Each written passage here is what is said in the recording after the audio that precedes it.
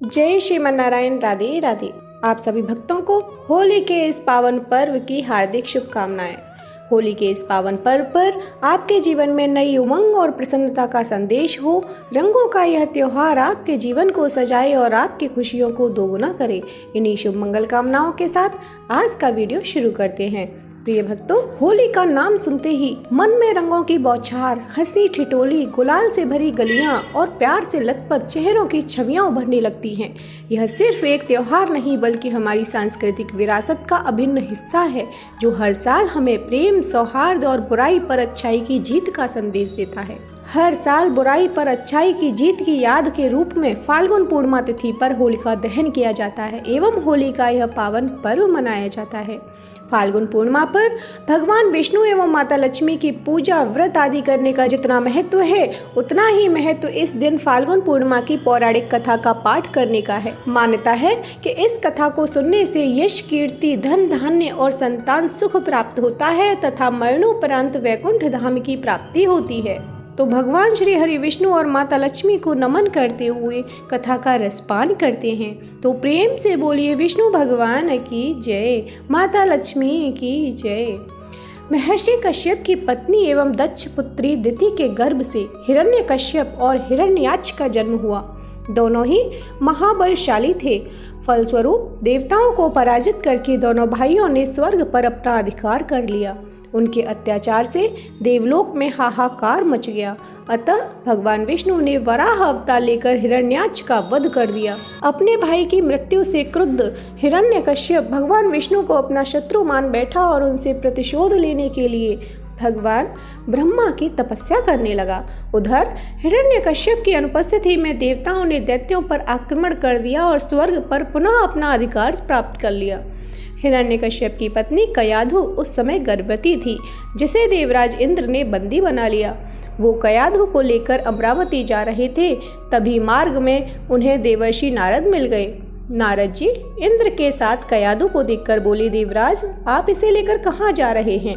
ये सुनकर इंद्र ने कहा, हे देवर्षि, कयाधु गर्भवती है। इसके गर्भ में हिरण्यकश्यप जैसे दुष्ट आत्मा का अंश है, जिसका वध करके मैं इसे छोड़ दूंगा। इस पर देवर्षि नारद बोले, इसके गर्भ में तो श्री नारायण का परम भक्त है, अतः इसे छोड़ दो इंद्र। नारद मुनि की ये बात सुनकर देवराज ने कयाधु को छोड़ दिया।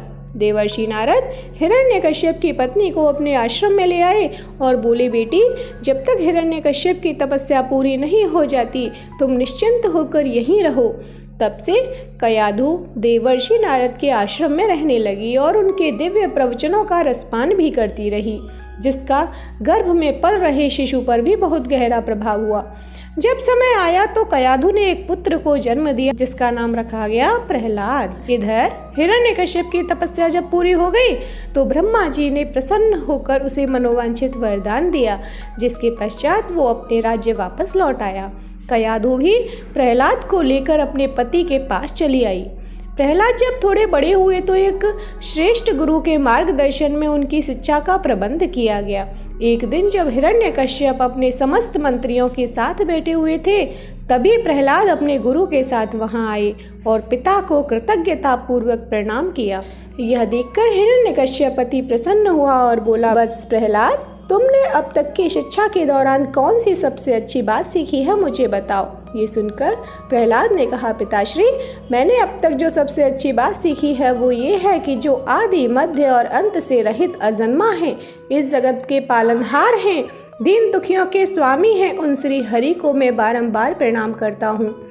ये बात सुनकर हिरण्यकश्यप क्रोध से लाल हो उठा। उसने प्रहलाद के गुरु पर चीखते हुए कहा, अरे मूर्ख ब्राह्मण, तूने मेरे इस बालक को मेरे परम शत्रु का गुणगान करने की शिक्षा क्यों दी? प्रहलाद के गुरु ने कहा, दैत्यराज, आप क्रोध त्याग दें। ये बातें मैंने आपके पुत्र को नहीं सिखाई। ये सुनकर हिरण्यकश्यप आश्चर्यचकित हो गया और बोला, पुत्र बताओ, तुम्हें ये उपदेश, ये शिक्षा किसने दी है? प्रहलाद बोले, हृदय में स्थित भगवान विष्णु ही तो संपूर्ण संसार के उपदेशक हैं। उनके अतिरिक्त कोई किसी को कुछ नहीं सिखा सकता।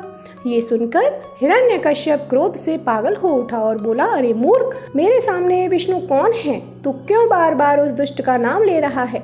क्या तू इसका परिणाम जानता है?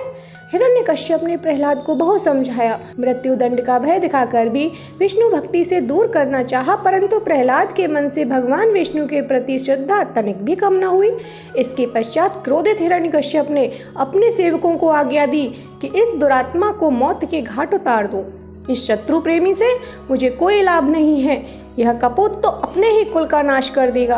दैत्यराज हिरण्यकश्यप की आज्ञा के अनुसार उसके सैनिकों ने प्रहलाद पर तरह तरह के अत्याचार किए और उन्हें मारने का प्रयास किया, परंतु हरि कृपा के कारण वो सब प्रहलाद का बाल भी बांका करने में असमर्थ रहे। हिरण्यकश्यप यह सब देखकर बहुत क्रोधित हुआ। अंततः उसने अपनी बहन होलिका को आदेश दिया कि वो प्रहलाद को गोद में लेकर अग्नि में बैठ जाए, क्योंकि होलिका को यह वरदान प्राप्त था कि अग्नि से उसे कोई हानि नहीं होगी। अपने भ्राता का आदेश मानकर होलिका भक्त प्रहलाद को अपनी गोद में लेकर अग्नि में बैठ गई। उस समय प्रहलाद हाथ जोड़कर आंखें बंद कर निरंतर प्रभु ध्यान में मग्न रहे और नारायण नारायण का जाप करते रहे। हरि कृपा के फलस्वरूप प्रहलाद अग्नि में बैठकर भी सकुशल बच गए, किंतु होलिका उसी आग में जलकर भस्म हो गई। बोले विष्णु भगवान की जय, लक्ष्मी माता की जय।